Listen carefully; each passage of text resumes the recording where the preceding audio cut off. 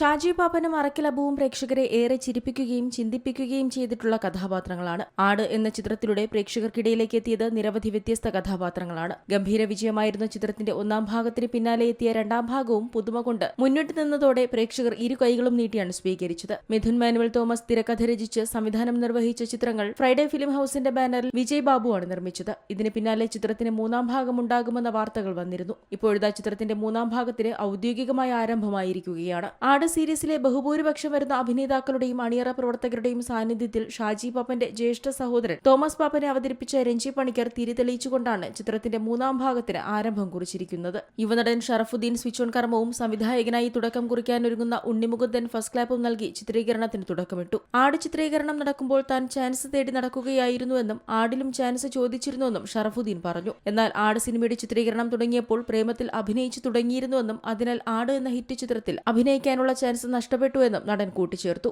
ആട് 1, 2 ഭാഗങ്ങളിലെ എല്ലാ അഭിനേതാക്കളും മൂന്നാം ഭാഗത്തിലുമുണ്ട്. ഇവർക്കൊപ്പം ഏതാനും പുതുമുഖങ്ങളുമുണ്ടെന്ന് മിഥുൻ മാനുവൽ തോമസ് വ്യക്തമാക്കി. ചിത്രത്തിന്റെ കഥാഗതിയെക്കുറിച്ച് അധികമൊന്നും സംസാരിക്കരുതെന്നും എങ്ങനെ വേണമെങ്കിലും സിനിമ സംവിധാനം ചെയ്തോളൂ എന്നുമാണ് മിഥുനോട് താൻ പറഞ്ഞിരുന്നത് എന്ന് വിജയ് ബാബു പറഞ്ഞു. അതോടൊപ്പം മാർക്കറ്റിംഗ് എനിക്ക് വിട്ടുതരണമെന്ന കാര്യം മാത്രമാണ് മിഥുൻ മാനുവലിനോട് പറഞ്ഞത് എന്നും താരം കൂട്ടിച്ചേർത്തു. 120ഓളം ദിവസങ്ങൾ നീണ്ടു നിൽക്കുന്നതാണ് സിനിമയുടെ ചിത്രീകരണമെന്നാണ് പുറത്തുവരുന്ന സൂചനകൾ. മെയ് 15-ന് പാലക്കാട് വെച്ചാണ് ചിത്രീകരണം ആരംഭിക്കുന്നത്. 3 ഷെഡ്യൂളുകളോടെ വ്യത്യസ്തമായ ലൊക്കേഷനുകളിലൂടെയാണ് ചിത്രീകരണം പൂർത്തിയാകുന്നത് എന്ന് വിജയ് ബാബു അറിയിച്ചു. വിനായകൻ, അജു വർഗീസ്, ഇന്ദ്രൻസ്, ധർമ്മജൻ ബോൾഗാട്ടി, ഹരികൃഷ്ണൻ, വിനീത് മോഹൻ, ഉണ്ണിരാജൻ പി ദേവ് എന്നിവരും ചിത്രത്തിലെ കേന്ദ്ര കഥാപാത്രങ്ങളെ അവതരിപ്പിക്കുന്നുണ്ട്. ഷാൻ റഹ്മാൻ സംഗീതം നൽകുന്ന ചിത്രത്തിന്റെ ഛായാഗ്രഹണം നിർവഹിക്കുന്നത് അഖിൽ ജോർജാണ്. Entertainment desk, Zee Malayalam news.